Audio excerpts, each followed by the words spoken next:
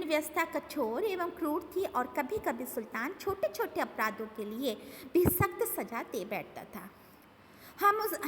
हम उसके चरित्र और व्यक्तित्व का दूसरा पहलू लेते हैं।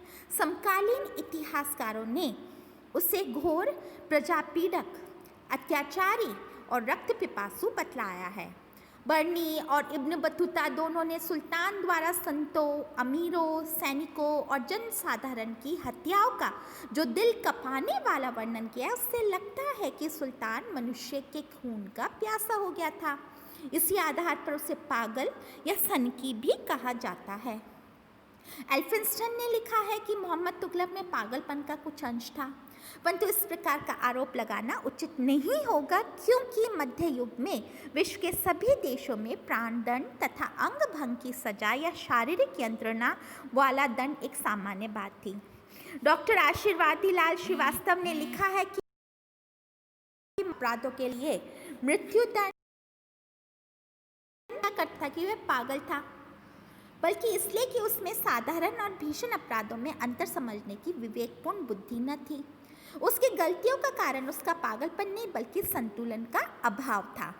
वस्तुतः उस पर इस प्रकार के आरोप लगाने वाले समकालीन मुस्लिम इतिहासकार उलेमा वर्ग के सदस्य थे, और चूंकि सुल्तान ने उसके विशेषाधिकारों को समाप्त कर उन्हें भी सामान्य लोगों की भांति दंडित करना शुरू कर दिया था, अतः वे सुल्तान के प्रति द्वेष भाव रखते थे और उन्होंने सुल्तान को बदनाम करने की दृष्टि से ही इस प्रकार के आरोप लगाए थे। डॉक्टर ईश्वरी प्रसाद ने भी लिखा है कि रक्त पिपासु होने का दोष मुल्लाओं द्वारा लगाया गया था, जिनके प्रति सुल्तान का व्यवहार उपेक्षापूर्ण रहा। आधुनिक इतिहासकारों ने मोहम्मद तुगलक के चरित्र को लेकर एक और विवाद खड़ा कर दिया है। वह यह है कि क्या उसमें विरोधी गुण का सम्मिश्रण था। स्मिथ और डॉक्टर ईश्वरी प्रसाद की मान्यता है कि सुल्तान में गुणों का सम्मिश्रण था। उसके कार्य और विचारों में भी विरोधाभास था। उनका मानना है कि मोहम्मद तुगलक विद्वान था तो मूर्ख भी, क्रूर था तो दयालु भी, और उदार था तो कठोर भी।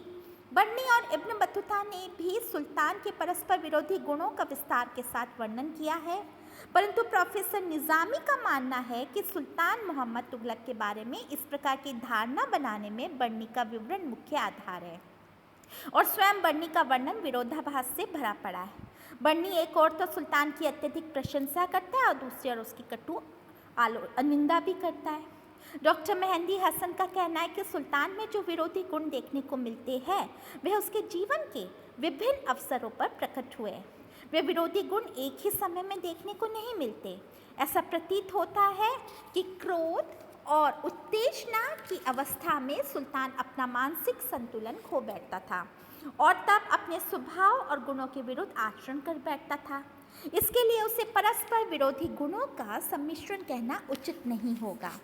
डॉक्टर मजुमदार ने ठीक ही लिखा है कि वह न रक्त पिपासु दैत्य था और न पागल, जैसा कि कुछ व्यक्तियों ने कहा है, लेकिन उसमें विरोधी तत्वों का मिश्रण था, इसमें संदेह नहीं है, क्योंकि असहनीय क्रूरता, अत्यधिक परिवर्तनशीलता और परिस्थितियों को न समझने का अपना ही दृढ़ विश्वास आदि हृदय और मस्तिष्क के अनेक ऐसे गुण थे जो उसके चरित्र के कुछ दोषों के पूर्ण विरोध में दिखाई देते हैं।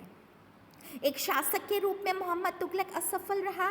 सुल्तान बनते समय उसे एक विशाल साम्राज्य और भरपूर राजकोष विरासत में मिला था, परंतु मरते समय उस विशाल साम्राज्य का एक बहुत बड़ा भाग हो चुका था और शेष हिस्से में भी शासन व्यवस्था लड़खड़ा रही थी।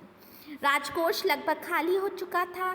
उसने शासन व्यवस्था को सुधारने तथा जनता के परोपकार के लिए अनेक सुधार किए, नए नए प्रयोग किए और नई नई योजनाएं बनाई, परंतु लगभग सभी में नाकामयाब रहा।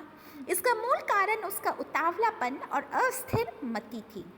वह किसी भी योजना के व्यवहारिक पक्ष की ओर विशेष ध्यान नहीं देता था और एक निरंकुश शासक होने के नाते किसी अन्य व्यक्ति से परामर्श लेना पसंद नहीं करता था। उसकी विफल योजनाओं से जहां एक तरफ राज्य को अपार आर्थिक हानि उठानी पड़ी, वहीं दूसरी तरफ जनता को आर्थिक हानि के साथ साथ अपार शारीरिक तथा मानसिक कष्ट भी उठाना पड़ा। परंतु उसकी योजनाएं पागलपन की सनक न थी। यदि परिस्थितियों तथा अधिकारियों ने साथ दिया होता तो वह अवश्य सफल रहा होता। अतः ऐसे शासक का मूल्यांकन करते समय बहुत ही सतर्कतापूर्वक विचार करना आवश्यक होगा। जैसे कि बच्चों मैंने आपको स्टार्टिंग में कहा था कि मोहम्मद तुगलक और फिरोज़ तुगलक का चरित्र व मूल्यांकन हम कंपैरेटिवली करेंगे, लेकिन मुझे लगता है ये वीडियो लंबा हो गया है, तो दूसरे वीडियो में हम चर्चा करते हैं।